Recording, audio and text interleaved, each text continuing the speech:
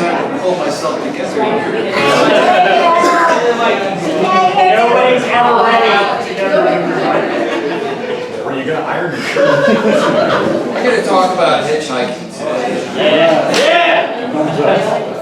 Has anybody ever picked up a hitchhiker? Anybody ever picked up a hitchhiker? Or been hitchhiking? You still can't hear? It's on. It's on. You gotta talk. Sorry about that. Yell at us. I'll talk louder. Has anybody hitchhiked or picked up a hitchhiker? Never. Last time I picked up a hitchhiker was outside of Milwaukee. And I picked him up. He seemed a little drunk. He kept on apologizing, like, I'm so sorry. I didn't mean to do it. Like, I don't know what you're talking about. He's like, look, I didn't mean to kill that guy, all right? It's like, what? What are you talking about? He says, okay, I was drunk, all right? It was dark. He was standing there. And I was, where are you going exactly? That was the last time I picked up a hitchhiker.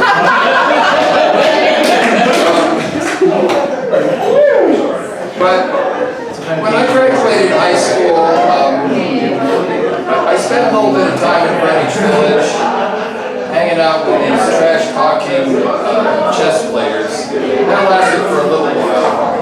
Then I went out hitchhiking to see America. And so I was a kid. What was I, 18, 19 years old, something like that. I was going through Georgia, and this guy picked me up, and he was telling me he's warden of this prison. And I'm like, oh, that's very nice. He starts telling me it was springtime, it was very pretty in Georgia. He starts telling me about the dogwood trees. So I'm like, dogwood trees? He says, oh yeah, they're so beautiful, and the flowers, the dogwood flowers. And he said, there's a whole poetry associated with dogwood trees. And I said, really? I mean, I'm from New York City. I don't know what the fuck this is. So, anyways, he's telling me about the dogwood trees, and then he says, there's this park where there's a lot of dogwood trees. Do you mind if we just go walking for a little bit? So I'm like, okay, whatever you want to do is fine.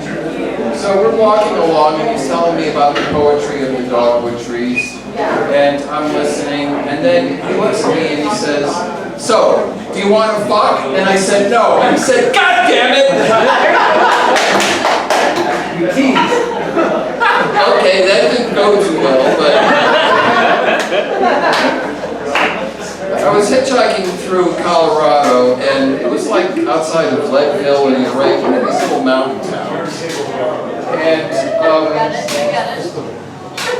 he was going down the side of this mountain like 1,000,000 miles an hour, and that was pretty scary for me. I mean, I'm a city kid from New York City. I mean, I don't know anything about this stuff, right?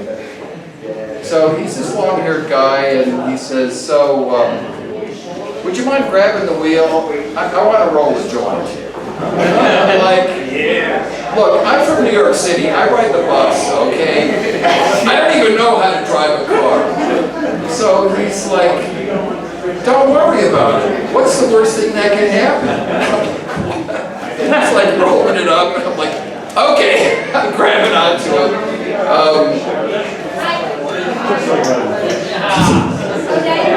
What was that? Just like riding the bus. Right. A psychotic bus.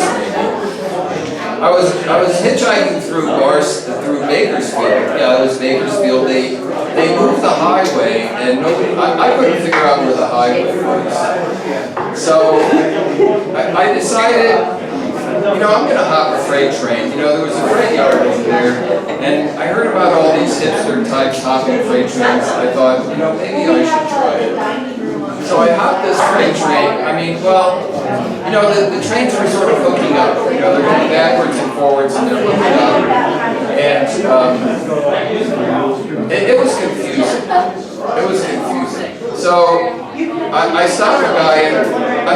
it's like I'm looking for the subway, right?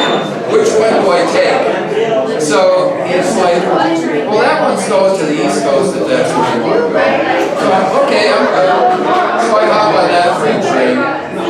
And sure enough, it was going towards the East Coast.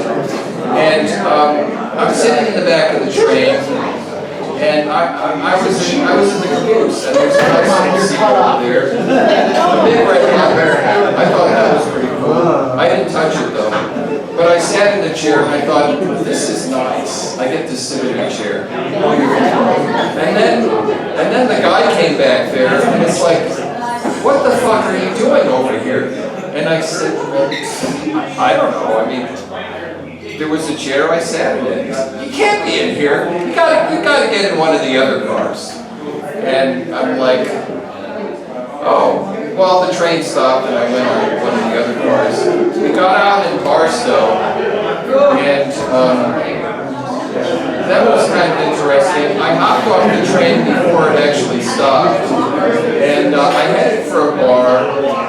And I said to the guy at the bar, I said, you know, I should have just stayed until we went into town. And he said, well, it's really a good thing you didn't do that. And I said, why is that? And he said, well, they got some pretty bad dogs over here. I mean, you probably would have gotten killed. So I'm like, oh, that was a little bit more than what I needed.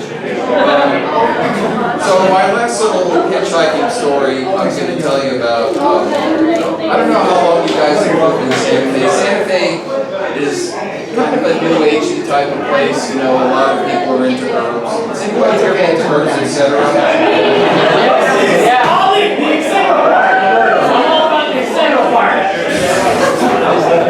Well, Herbs Etc. is one of the older herb stores in town, and it was started by a guy named Michael Moore. He was a pretty talented guy. He was a bit of a botanist and an herbalist. You know, he was here back in the 70s. So I was actually hitchhiking up Galisteo. And so I asked him a question about herbs. And he says, that is a good question. So he has this like encyclopedia of herbology, right? So he's like flipping through the book. He's like, forget about the driving wheel. He's flipping through the book. I'm like, you know, forget about the question. I'm good. You don't really need to know. I mean, you know, he's taking a wrong turn on Alameda. We nearly missed somebody. That was quite an experience. That's all